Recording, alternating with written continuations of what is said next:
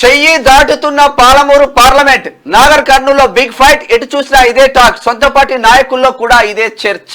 అసలు ఏం జరుగుతుందో ఒకసారి చూద్దాం.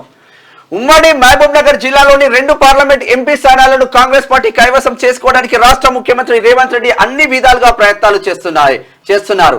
సొంత జిల్లా కావడంతో ఛాలెంజ్ గా తీసుకున్నారు.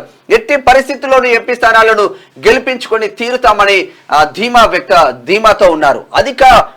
అధిక మెజార్టీ ఇవ్వాలని ప్రజలను ఆయన కోరుతున్నారు. మరోవైపు ఎన్నికలకు 5 రోజులు సమయం కూడా లేదు. కానీ ఇప్పుడు పాలమూరు స్థానం చెయ్యి దాటుతున్నట్లు కనిపిస్తుంది. అందరిలో ఇదే చర్చ జరుగుతుంది. సొంత పార్టీ నాయకులు కూడా దీనిపైన చర్చలు జరుపుతున్నారు. ఆ పార్లమెంట్ లో బీజేపీకి అనుకూలంగా ఉన్నట్లు మాటలు వినిపిస్తున్నాయి. మహబూబ్ నగర్ లో బీజేపీకి మంచి పట్టు కూడా ఉంది. గతంలో ఆ స్థానాన్ని బీజేపీ కైవసం చేసుకున్న రోజులు కూడా ఉన్నాయి. మరోవైపు డీకే అరుణకు కూడా పట్టు ఉంది అన్న కోణంలో పెద్ద ఎత్తున రాజశేఖర్ మాత్రం తన కళాన్ని మాత్రం ఉపయోగించిండు.